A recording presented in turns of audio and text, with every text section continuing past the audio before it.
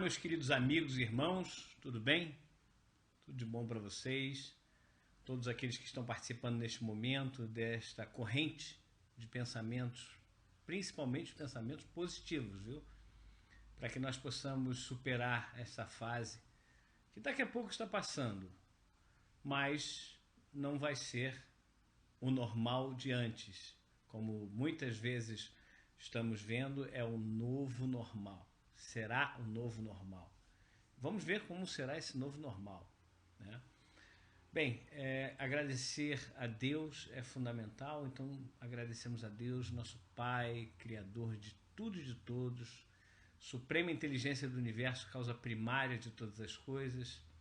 Agradecer a Jesus, nosso Mestre bem amado, que nos trouxe o seu Evangelho, nos traz a doutrina espírita e nos mostra a cada instante o caminho correto a seguir. Agradecer também a esses bons espíritos que nos inspiram a todo instante, sejam os nossos anjos da guarda, guias, protetores, sejam irmãos da esfera superior da espiritualidade, que sempre nos encaminham para o bem, para a paz, para o amor.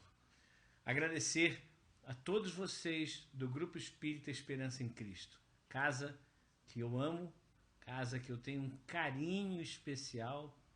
Um abraço no meu amigo Josemir, na minha irmã Guacira, e enfim, todos vocês que estão neste momento conectados e vocês que vão ver depois, quando estiver lá gravadinho na mídia social, para poder acompanhar este bate-papo. Na verdade, não é uma palestra, eu sempre digo, eu não sou um palestrante, eu sou um conversador. Eu gosto de conversar, eu gosto de refletir a respeito de coisas muito importantes, e são as mais importantes, na verdade, das nossas vidas, que é o ensinamento de Jesus, o ensinamento do Cristo, o ensinamento da doutrina espírita, que continua sendo o ensinamento do Cristo, pois o Cristo é o próprio Espírito da Verdade, que através de várias mensagens vem nos alertando, nos mostrando o caminho a seguir. Jesus mesmo, há 2000 anos, disse, dia virá, e ele se referia ao futuro, é óbvio, em que não mais vos falarei por parábolas, mas abertamente vos falarei a respeito do Pai. Então Jesus é esse Espírito da Verdade que volta e nos fala a respeito do Pai abertamente, sem parábolas, sem figuras, sem nenhuma alegoria, mas sim diretamente. É o que a doutrina espírita nos faz. Mas há 2000 anos Jesus nos disse que nós deveríamos fazer aos homens tudo aquilo que gostaríamos que os homens nos fizessem. Isso é muito sério e é muito importante termos em mente, porque muitas vezes nós queremos algo, mas não somos capazes de passar esse algo para alguém. Não somos capazes nem sequer de tentar fazer esse algo que nós queremos para nós, para os outros. E Jesus nos deu essa fórmula. O verdadeiro cristão, ele deve fazer ao próximo exatamente aquilo que ele gostaria que fosse feito para ele. Essa é a medida, esse é o ponto de reflexão que nós queremos neste momento, neste vídeo, estarmos aqui tentando fazer com que isso tudo passe pela nossa mente e nós avaliemos, nós maduramente olhemos para dentro de nós e percebamos se realmente nós estamos fazendo aquilo que o Evangelho nos mostra, que a doutrina espírita nos mostra que devemos fazer. Então, o que eu quero para mim? Eu devo pensar, eu quero que alguém me maltrate? Eu quero que alguém me magoe? Eu quero que alguém tire vantagem sobre mim? Eu quero que as pessoas me desprezem? Ou ao contrário, eu quero ser beneficiado, ser ajudado, ser cuidado, ser amparado, receber um colo nos momentos mais difíceis. É isso que eu quero. Então, se eu quero isso, eu preciso ser proativo. Essa expressão tão usada nas empresas, né, por vários executivos neste momento, que nós devemos ser proativos. O melhor colaborador é aquele que é proativo. E o que é ser proativo? Proativo é aquele que age sem ser... sem poder, alguém chegar para ele e falar, olha, faça isso. Não é o reativo, é o proativo. O proativo é aquele que observa algo e busca a solução de algo. Muitas vezes, nas casas religiosas, não só nas casas espíritas, mas nas casas religiosas, tem sempre alguém para apontar o erro. Sempre vai haver defeito, até que nós sejamos perfeitos, aí não haverá mais erro. Mas enquanto nós não formos perfeitos, haverá sempre o erro. Então, nas casas espíritas, como em todas as casas religiosas, como em todos os lugares, empresas ou não, casas, etc., haverá erro. Há erro, porque nós ainda não chegamos à perfeição. Então, enquanto isso não ocorrer, nós vamos errar. Tem, então, aquela pessoa que sempre está observando o erro. É o erro do dirigente, é o erro do trabalhador, é o erro da escada que está mal colocada, é o erro da iluminação, é o erro da ventilação. Então são vários erros. Até o erro doutrinário, que muitas vezes as pessoas percebem, apontam. Nós então estamos muito mais focados em apontar o dedo e dizer, está errado aqui. Mas nós esquecemos o seguinte, aquele erro que nós apontamos pode já ter sido detectado por vários trabalhadores, inclusive pela diretoria da casa que eu frequento, seja ela qual for. Mas ainda não foi encontrada, melhor dizendo, a solução para aquele erro. Então, quando você checar, quando você verificar que existe um erro em qualquer parte, vá com a solução. Busque a solução dentro de si. Se você não encontrar a solução para aquele erro que você detectou, é melhor não falar nada. É melhor não falar nada, porque ao falarmos alguma coisa, estaremos simplesmente carregando ainda mais os trabalhadores que já tão carregados estão de vários e vários problemas que ocorrem numa casa religiosa, numa casa espírita principalmente, e nós estaremos sobrecarregando ainda mais esses trabalhadores, dificultando ainda mais o encontrar a solução para os vários problemas, não só para esse que você detectou. Então nós precisamos ser proativos nisso. Este é um ponto importante. Nós não somos, muitas vezes, proativos a isso. Se encontrou um papel no chão caído, onde deveria estar na lixeira, nós pegamos o papel e jogamos na lixeira. Não é simples isso, não é fácil. É claro que é fácil. Só que ao longo dos séculos e séculos nós fomos adestrados a apontar o erro dos outros e a simplesmente colocarmos ainda mais lenha na fogueira para que eu pudesse ficar bem, tranquilo com a minha consciência. A minha consciência tem que estar tranquila, o resto não importa.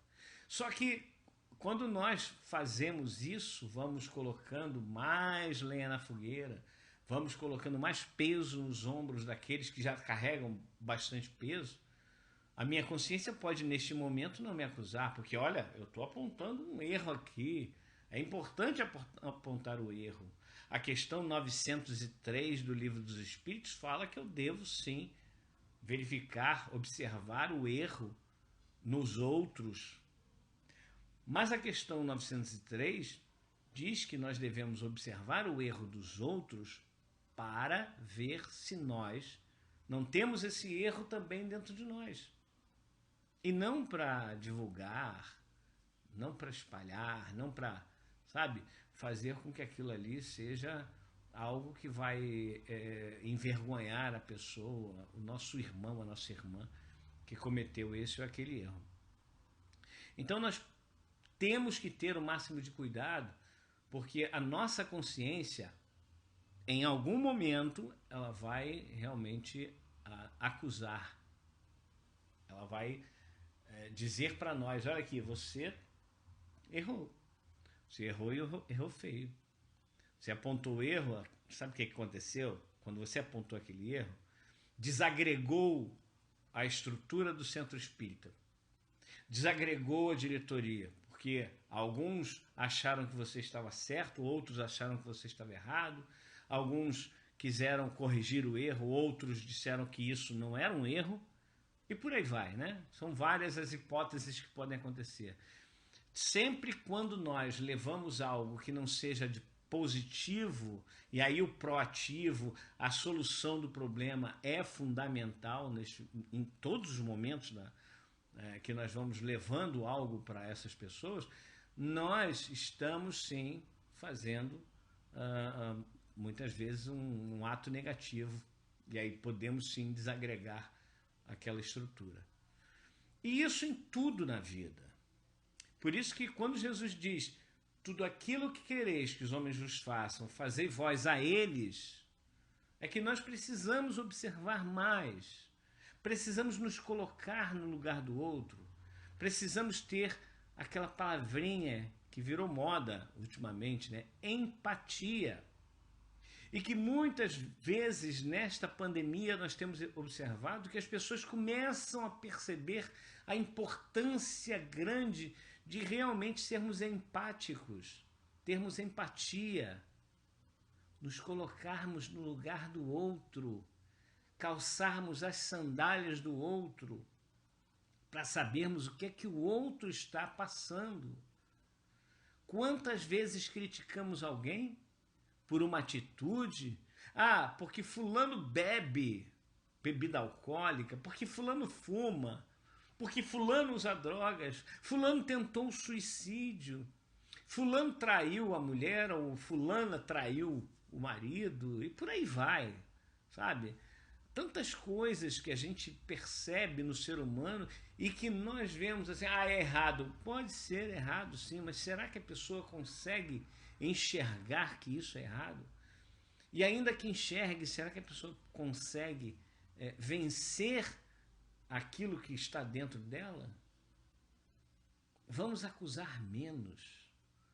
Vamos parar com essa história de ficar acusando. Não, eu vou chamar fulano a atenção, porque assim ele pode se consertar, ela pode se consertar. Realmente Jesus disse, se um irmão teu errar contra ti, chama-o em secreto, os dois, conversa com ele. Se ele entender, se ele aceitar, ganhaste o teu irmão. Se ele não aceitar, arruma mais 2 pessoas da congregação e conversa com essa pessoa. Se ela aceitar, ganhaste o irmão. Se não aceitar, leva à igreja, à eclesia. O que é que Jesus quis dizer nesse momento? Não era para que nós pudéssemos expor o irmão ou a irmã que erraram de alguma forma contigo. Era para que você fosse mais sensível ao problema daquela pessoa.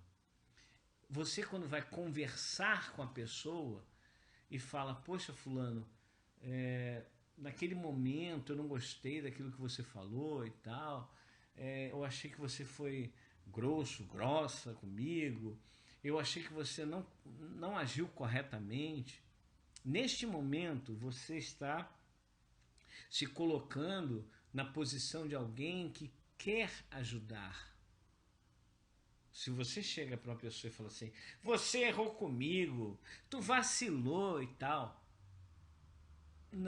você não está querendo ajudar essa pessoa, você está querendo rebaixar essa pessoa, humilhar essa pessoa, e isso Não adianta, pelo contrário. É aquilo, né? Fulano fuma, tá? Aí se eu chego pro fulano e falo assim, ô, para de fumar, para com isso, faz mal para você. Será que ele não sabe que faz mal? Será que ela não sabe que faz mal? Será que dentro da pessoa não está assim, poxa, eu preciso parar de fumar, mas eu não estou conseguindo força.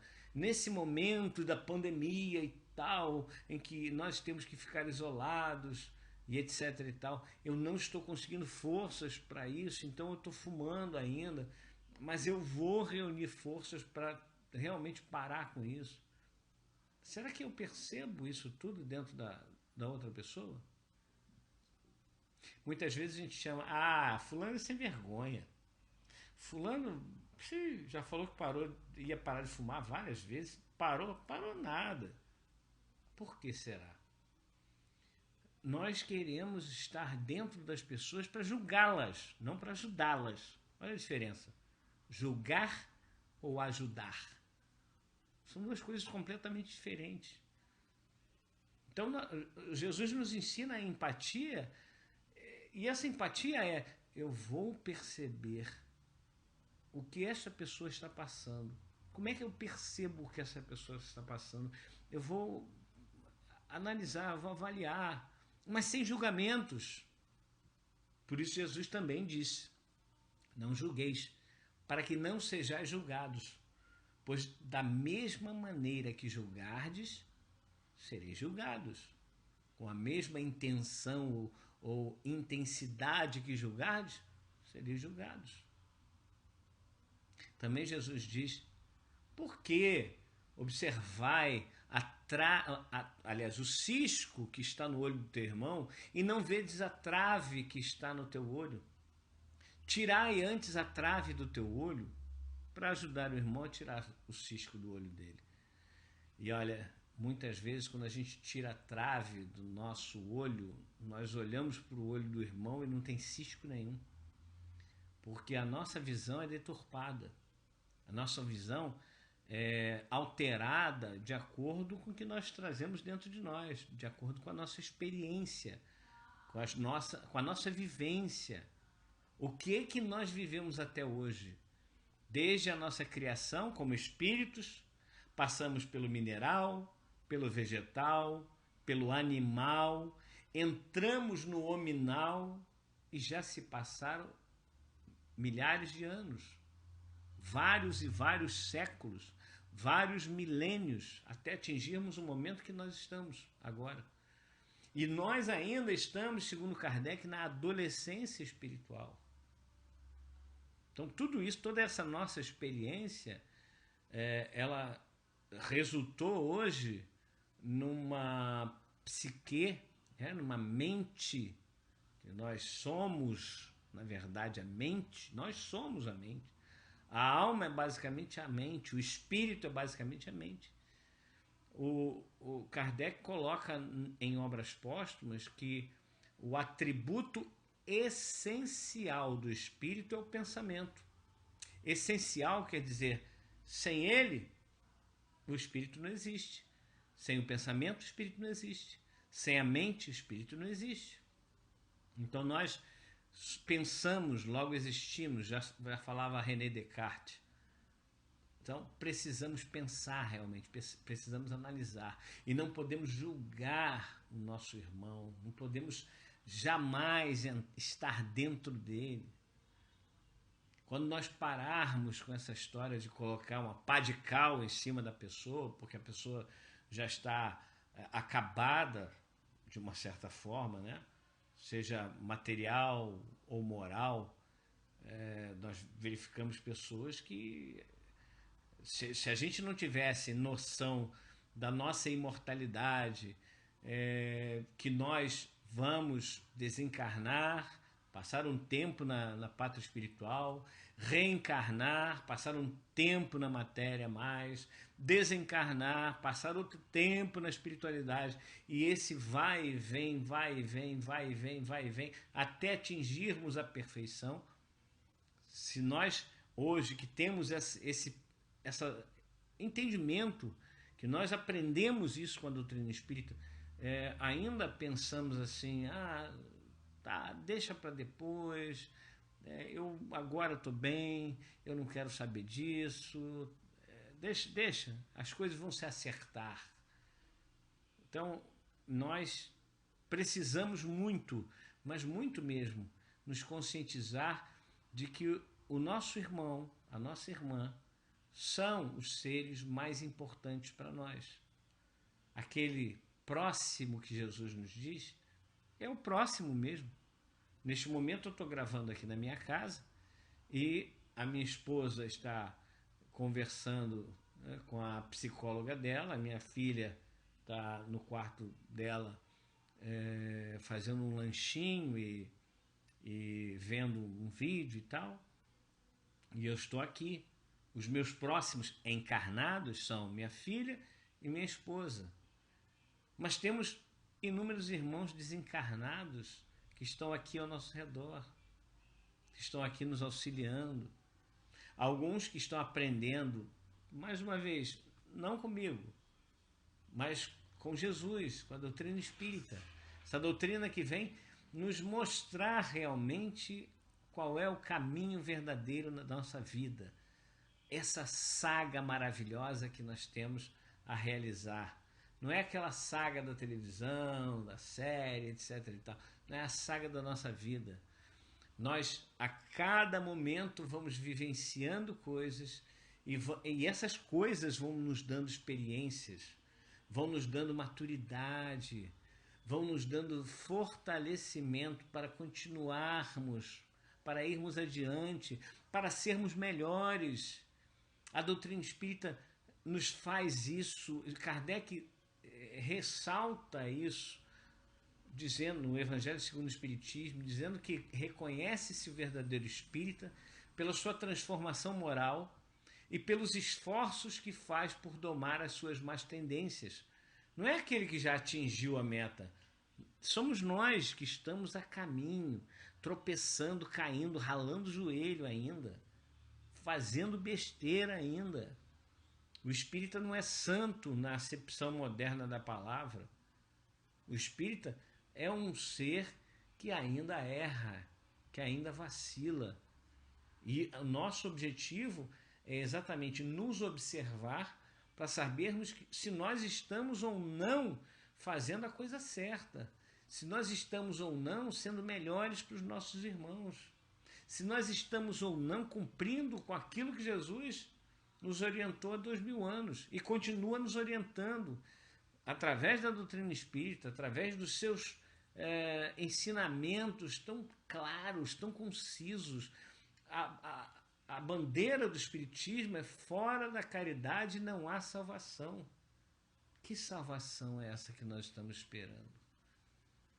Nós muitas vezes até criticamos os nossos irmãos protestantes por acreditarem em coisas que para nós não tem o menor sentido. Mas veja, essa salvação não é só o nosso irmão protestante, nem o nosso irmão católico que está buscando, não. Nós, espíritas, buscamos a salvação. Mas só que nós temos que entender que tipo de salvação é essa. Não é a salvação do fogo do inferno, que hoje nós já sabemos que o céu e o inferno são condições psicológicas, mentais. Nós podemos estar num local belíssimo, maravilhoso, numa montanha, com uma cachoeira, com um rio passando ao nosso lado, uma brisa serena, debaixo de uma árvore frondosa, uma companhia maravilhosa, e dentro de nós estarmos no inferno. Fora de nós, um paraíso. Dentro de nós, um inferno. Ou podemos estar num local muito barulhento, muito tumultuado, né? Algo assim bem duro, bem drástico, e por dentro estarmos no paraíso, no céu. Então não é o exterior que vai fazer com que nós sejamos salvos. Não é a religião que vai nos salvar, são as nossas atitudes, são os nossos pensamentos. É o nosso jeito de ser, não o nosso jeito de crer. Então precisamos fazer a cada dia o exercício necessário à nossa evolução espiritual. Nós estamos evoluindo? Sim, claro, estamos. Só que nós podemos evoluir mais rapidamente. Nós podemos crescer mais rapidamente de forma a chegarmos a uma moral melhor. Mas às vezes, e muitas das vezes, nós fechamos os ouvidos, tapamos os ouvidos para os alertas que nós recebemos. Neste nosso bate-papo, alguém pode falar, nossa, isso aí foi para mim. Não, que legal, que bom, foi um alerta, eu vou prestar mais atenção nisso. Alguns podem pensar assim, essa mensagem é para o fulano de tal, poderia estar ouvindo, eu vou compartilhar esse vídeo com o fulano de tal para que ele possa assistir. Esse vídeo, meus irmãos, em primeiro lugar, é para mim, é para o João, não é para você. Depois é que é para você. No momento que você está assistindo, eu já gravei e tudo isso que eu estou falando já entrou aqui nos meus ouvidos, já fez parte dos meus pensamentos e eu estou agora analisando, avaliando. Quantas e quantas vezes nós acreditamos estar certíssimos, estou certo nesse aspecto, e a gente perde a oportunidade de aprender, porque a gente se fecha aos ensinamentos quando a gente acha que já sabe tudo. Então eu estou falando para mim, em primeiro lugar. Quando eu falo, os meus ouvidos são os mais próximos. Então eu estou falando para mim. Eu estou dizendo para mim, João, presta atenção, mais atenção na tua esposa, mais atenção na tua filha. Presta mais atenção nos teus companheiros de trabalho. Presta atenção mais naquilo que você fala e nas tuas atitudes, nos teus atos exteriores. Já diziam, não sei quem foi que disse, mas as palavras são boas, mas o que arrasta mesmo é o exemplo. O que arrasta é o exemplo. Não adianta nada eu falar e fazer tudo o contrário daquilo que eu falo. É a história da mãe ou do pai, enfim, que fala sempre para o filho, para a filha, olha, mentira é feio, não minta, não fale mentiras, fale somente a verdade, só a verdade é importante. E aí de repente toca o telefone, aí a pessoa diz assim para o filho ou para a filha, se for para mim diz que eu não estou, tá? Como assim? Acabou de dizer que a mentira é ruim, que somente a verdade é boa, que é para falar a verdade.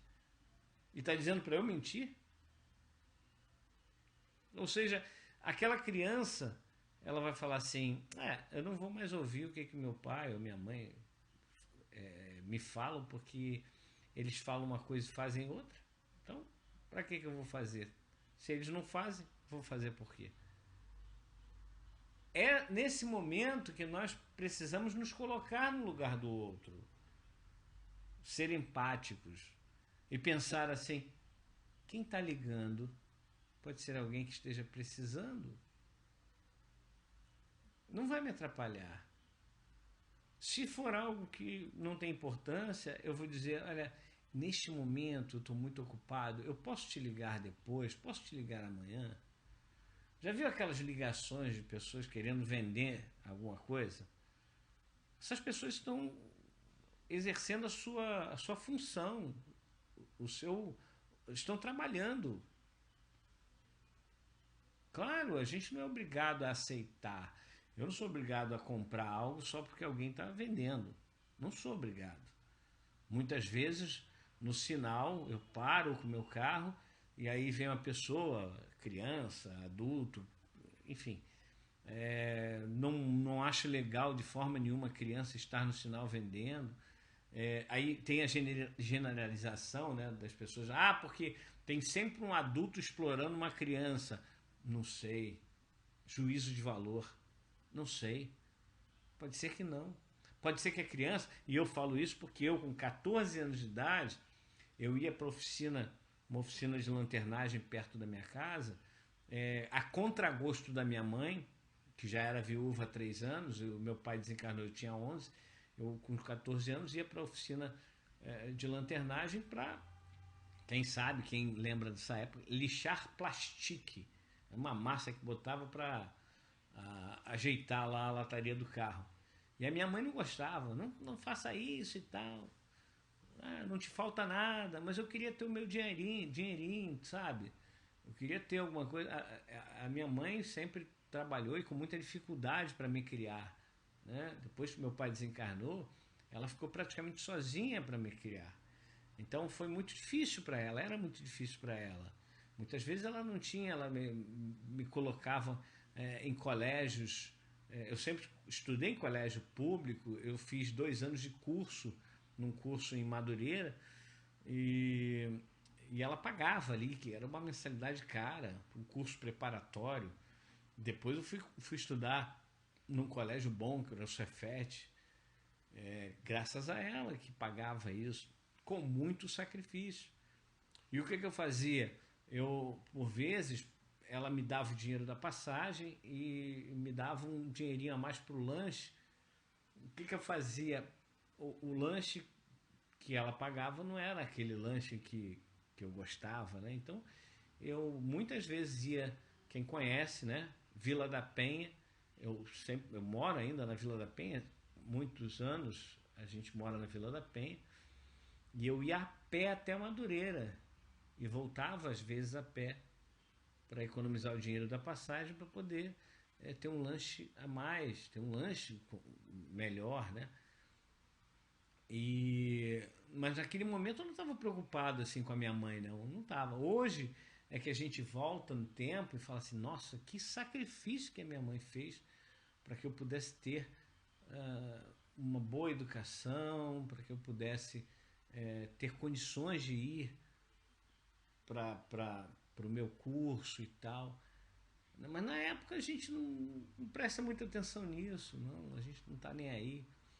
E é isso que a gente tem que evitar de sobrecarregar os outros, porque nós não estamos nem aí, como dizem, né? Nós precisamos realmente olhar para as pessoas e pensar, eu posso diminuir o sacrifício dessa pessoa? Aí alguém pode dizer, não, mas isso vai ser bom para ela. Esse sacrifício que ela está fazendo é muito bom para ela, vai crescer. Tá, mas se eu puder ajudá-la a diminuir esse sacrifício, por que não? Eu não gostaria de que me fizesse, voltando, né, ao que deu origem ao nosso bate-papo, que é a expressão de Jesus, ou a advertência de Jesus, tudo aquilo que os homens, aliás, tudo aquilo que quereis que os homens vos façam, fazei vós a eles. E a gente se colocar no lugar e fazer, agir, buscar, fazendo com que estes nossos irmãos tenham uma vida um pouco menos sofrida. Então, moto passando, normal, né? Em casa não tem jeito. Então, a gente vamos usar também o exemplo do nosso irmão da motocicleta, né, que às vezes a gente fica um pouco irritado. Eu moro numa rua bem movimentada e vez por outra passa uma moto e a moto parece que o barulho aumentou, eu não sei. Eu e minha esposa, a gente tá meio assim incomodado com o barulho, que parece que aumentou. Dizem que sim, outros dizem que não, enfim. A gente fica irritado. Aí a gente fica às vezes falando, essa moto, não sei o que coisa chata e tal, tomara que fure no pneu, tomara que quebre o motor. Ele está trabalhando, está garantindo talvez o sustento da sua família com esse trabalho. Eles correm de um lado para o outro o tempo todo, trabalham às vezes muitas horas por dia para levar alguma coisa, para ganhar, sei lá, 2, 3, 4, 5 reais por entrega, para levar alguma coisa para casa. E a gente reclamando. Políticos, muitas vezes, nós reclamamos dos políticos, né? E muitas vezes com razão. Mas a gente já se colocou no lugar deles? Se colocou no lugar do presidente da República, do governador, do prefeito, do senador, do deputado federal, do deputado estadual, do vereador, enfim. A gente se coloca no lugar dessas pessoas? Não. Sabe por quê? Nós aprendemos a criticá-los. Se eu gosto, eu coloco ele lá em cima. Se eu não gosto, ele é o pior dos seres. Ainda mais nesse momento que nós estamos com a polarização danada, né? Uns adorando esse ou aquele político, outros detestando. E aí, como é que fazemos? Oremos. A melhor coisa que tem para fazer é orar por esses irmãos. Porque independente se eles estão agindo com boa fé ou com má fé, nós devemos orar. Devemos torcer para que dê certo. Independente de nós apoiarmos ou não este ou aquele político. Devemos orar por eles, torcer para dar certo. Porque nós estamos aqui no Barco Brasil, no Barco Estado do Rio de Janeiro, no Barco Município do Rio de Janeiro. E nós devemos orar para que eles possam realmente fazer um melhor trabalho. Enquanto nós estamos criticando negativamente, a gente não sabe o que está acontecendo. É óbvio, vamos lá, essa discussão inclusive surgiu e a gente tem que pensar, o espírita pode conversar a respeito de política? Claro que pode, mas não dentro do centro espírita. O espírita é um ser humano como outro qualquer. Mas Kardec deixou bem claro que dentro do centro espírita, alguns assuntos, na verdade 3, e é o primeiro artigo logo, lá do capítulo 30 do Livro dos Médiuns, quando ele fala da iniciação da Sociedade Parisiense de Estudos Espíritas, ele diz que é defeso dentro do centro espírita, falar, né, discutir política, discutir a religiosidade das pessoas, né, controvérsias religiosas e conjuntura econômica, tipo, olha, aplica aqui, aplica ali, essa empresa é melhor que aquela. Não é papo para o centro espírita, para dentro do centro espírita. Nós devemos defender sempre a moral, e a moral de Jesus, a moral que Jesus nos coloca. Sempre, e não polarizarmos, partidarizarmos. Muitas pessoas falam que Jesus agiu politicamente e que a vida não se vive sem política, nós vivemos o tempo todo com a política. É verdade. É verdade que Jesus agiu defendendo os mais fracos, defendendo aqueles que estavam sendo marginalizados na sociedade, mas ele defendeu porque o que ele queria era defender o ser humano, defender os seus irmãos, defender o bem, defender a paz, defender o amor.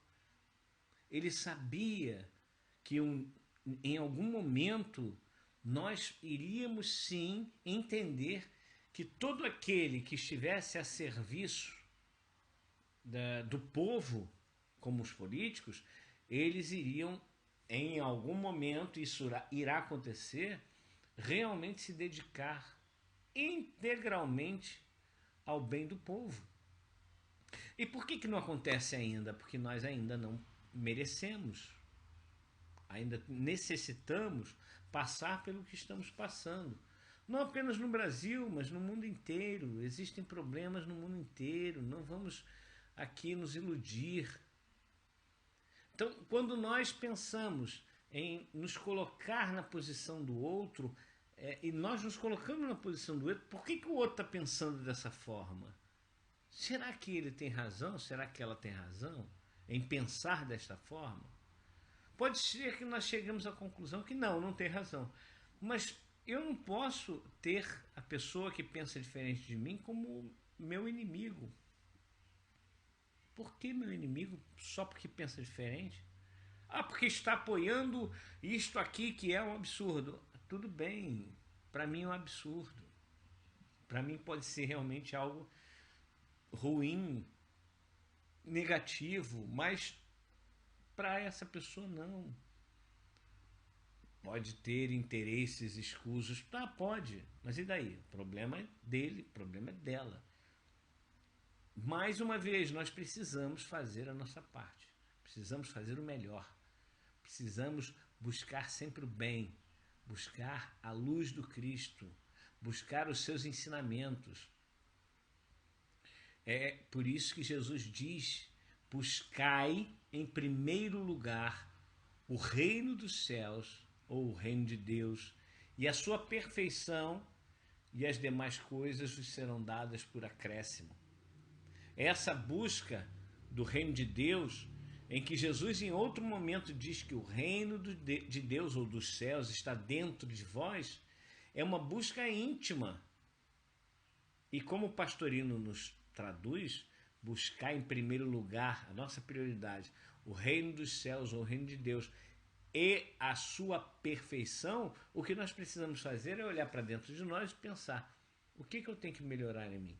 O que eu tenho que aperfeiçoar em mim? Nós precisamos fazer a tão falada reforma íntima. Mas essa reforma íntima, como é? É colocar para fora de nós tudo aquilo que nós realmente somos, pensamos, falamos. Mas esse colocar para fora de nós não é colocar espalhando para todo mundo, porque aí a gente também não vai ajudar nada, né? É colocar para fora de nós, como anotando em algum papel, né? Colocando assim no final do dia, fazer igual Santo Agostinho, igual São Francisco de Assis, pensar: o que eu fiz hoje? Eu fiz isso e isso e isso, eu falei isso e isso e isso, eu pensei isso, enfim, é analisar tudo aquilo que ocorreu comigo durante o dia, para que eu possa entender o que vai dentro de mim, para que eu possa corrigir aquilo que está errado. Porque se eu não entender que há algo errado em mim, eu não tenho que corrigir. Eu só corrijo aquilo que eu sinto que está errado e que está me incomodando. Se não me incomoda, não tem por que mudar. É por isso que a doutrina espírita veio, e Jesus fala lá no Evangelho de Jesus, no seu Evangelho segundo João, lá na última ceia. A última ceia são os capítulos 14, 15, 16 e o início do 17. E Jesus fala que o Espírito de verdade, aliás, o Consolador, melhor dizendo, o Consolador viria e ficaria conosco eternamente e convenceria o mundo do pecado, da justiça e do juízo. Convencer o mundo do pecado é porque antes nós não sabíamos o que era certo e o que era errado. Com a doutrina espírita nos falando claramente, nós sabemos o que é o certo e o que é o errado. Eu costumo dizer que a doutrina espírita não proíbe nem obriga ninguém a nada. Ela faz muito pior. Coloca a responsabilidade nos nossos ombros. Esclarece. Mostra para nós que estamos num caminho correto ou que estamos no caminho incorreto. Cabe a nós decidir se nós vamos pelo caminho A, pelo caminho B, pelo caminho C e por aí vai. Então, convencer o mundo do pecado é convencer, é mostrar o que é o certo e o que é errado. Isso a doutrina espírita faz claramente. Do pecado, da justiça. Muitas vezes a gente fica reclamando de Deus. Ah, Deus, por que eu estou passando por isso? Isso não é justo. Mas é justo. Pode haver, como diz a Olímpia, injustiças, mas não injustiçados. Nós podemos achar que somos injustiçados, mas nós não somos injustiçados. Tudo é de acordo com a justiça divina, que vem de justeza, de justo. Algo que não é injusto, algo que é correto. Então, convencer o mundo do pecado, da justiça e do juízo. O que é o juízo? Após sabermos o que é o certo e o que é errado, após sabermos também que nada que nos acontece está equivocado, nada que nos acontece é em vão, nada é ao acaso, tudo tem seu propósito de ser. Todas as pessoas passam por aquilo que necessitam passar.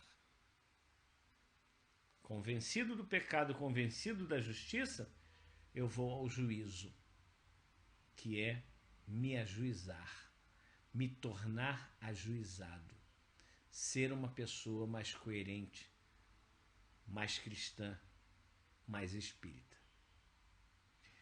Obrigado pelo carinho, neste momento sem o calor humano, né, dos corpos, mas tenho certeza que com o calor dos pensamentos nós estamos encerrando este nosso bate-papo. Eu aqui, vocês aí conversando mentalmente comigo, tenho certeza disso, e vamos então elevar os nossos pensamentos a Deus para fazermos a nossa prece final. Querido Mestre Jesus, que a Tua luz e a Tua paz, Senhor, sejam com cada um de nós. Que possamos entender, Senhor, que o Teu Evangelho não é algo simplesmente para lermos, decorarmos e ensinarmos aos outros, mas é principalmente para aplicarmos em nossas vidas, em todos os momentos, em todas as circunstâncias, para que possamos crescer cada vez mais e nos tornarmos verdadeiros cristãos, verdadeiros seres do bem. Por isso, Senhor, ajuda-nos a superar a cada dia as nossas limitações, a superar os nossos desvios e corrigindo cada um deles, para que nós sejamos dignos do Teu nome, Senhor Jesus. Obrigado pela Tua luz, pelo Teu amor, pela Tua paz. Obrigado porque Tu nos levas a sério, Senhor Jesus. Obrigado por Tu estás conosco todos os instantes e que nós então possamos estar contigo agora e para todo sempre. Que assim seja, Jesus, e graças a Deus. Obrigado, meus irmãos. Vamos então encerrando, e que a paz de Deus, de Jesus e dos bons espíritos estejam com cada um de vocês. Até a próxima.